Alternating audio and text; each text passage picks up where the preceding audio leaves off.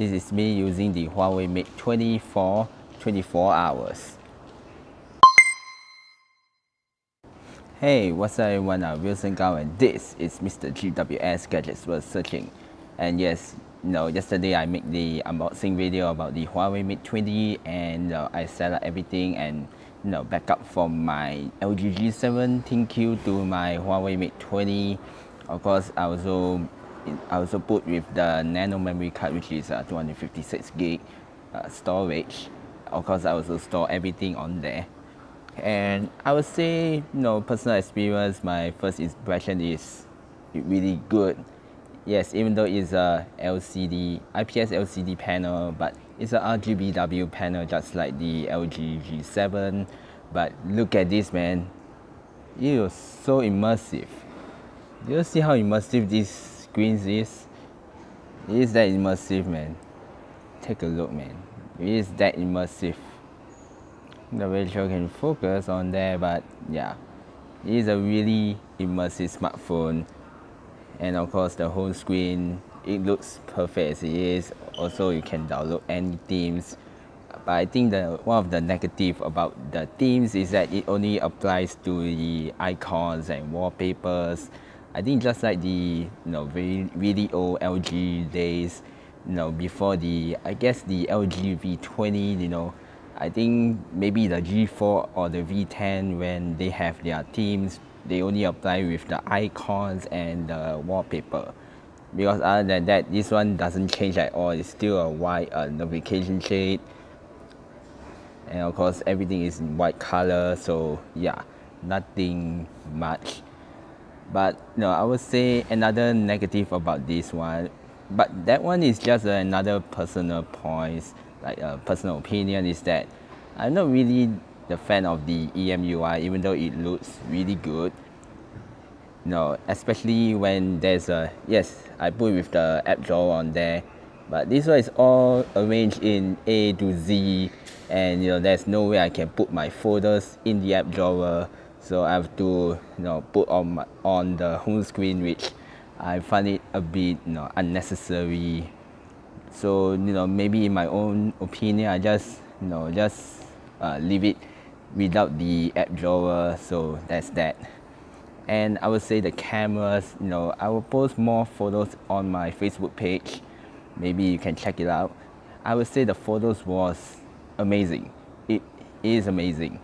Because when switched between the wide angle, the standard lens, and the telephoto lens, I think every photo, especially in bright light settings, it looks amazing.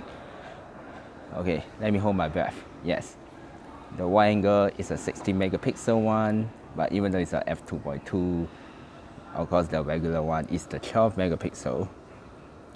You can swipe around, and of course the 2x optical zoom is the 8 megapixel with f2.4. So I would guess toggle between the telephoto to the wide angle, it will slightly lag a while, but switching between the normal, from the wide angle to the normal lens, it switched instantly, which I would say may not be good. And I'm also happy that there's a fingerprint scanner on the rear, which means I can swipe down to show the notification shade. And of course, when I hold the fingerprint scanner, it will take a photo. That's my thoughts about the Huawei Mate 20.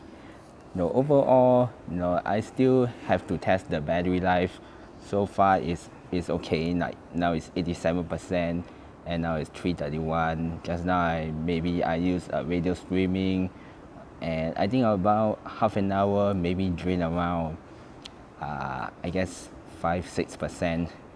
But before, when I first plug out from my charger, which is 100%, and I used quite a while, maybe around 10-15 minutes, then it will drop to 99%.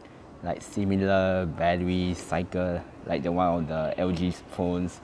But Samsung phones, when I use maybe like 3-4 minutes, it will drop to 99%. But this one, I guess it holds much longer than maybe LG phones.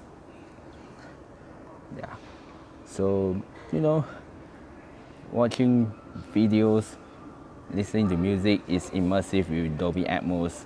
I think one of the negative side is the speakers. Even though it's a stereo one, when you flip to the landscape, it has a stereo speakers both on the front and of course on the side. Yes, on the front speakers here, and of course there's the side. There's also speakers, but I think the sound produced is fine. May not be as loud as say the Razer phone or the LG phone, but I think it's a alright smartphone. Yes, when it comes to sound. Even though when you plug into the headphone jack, there's a Dolby Atmos enhancements, and there's a FM radio on it. I'm so happy that there's a FM radio on this phone, on this Mate 20. I think the previous one used the SMP7 and the Huawei Mate 8. There's a FM radio, but after that, the Mate 9, the Mate 10, even though there's a headphone jack, the FM radio wasn't there. And of course, even though I don't even use the RF transmitter to maybe control as a remote control or on your TV or anything, I'm glad that it's here, like here. Get it? Now make sure you can focus that. Yeah, there it is over here. So that's my thoughts about the Huawei Mate 20 after 24 hours. I would say it's mostly positive rather than negative. So maybe I will use a few days more to get up my thoughts about the Huawei Mate 20 and whether it is worth buying this smartphone, since I think tomorrow or so, this week will be a Black Friday. Maybe the price will be dropped even further, I guess, because that time I bought is around 770, maybe dropped like $750 or $730. Yeah, around that price point. Yes, even though this phone doesn't have an on-screen fingerprint scanner, it doesn't have, I think, the wireless charging or the reverse wireless charging, but this to me is not really a big deal, because because the in-screen fingerprint scanner may not be as reliable as it is, and wireless charging, I don't really use it unless I really want to. But even though it has a reverse charging to charge another phone like maybe the G7 or the Note 9, but I don't really find it interesting, or should I say maybe essential to me, because the Mate 20 is more than I can offer now. Like, it's more than I can buy it. Yes. So that's my thoughts on the Huawei Mate 20 after 24 hours. Hope you like this video, and follow my socials, Facebook, YouTube, and my IGTV GWS89. And as always, this is Mr. GWS signing off. I will see you on the next video.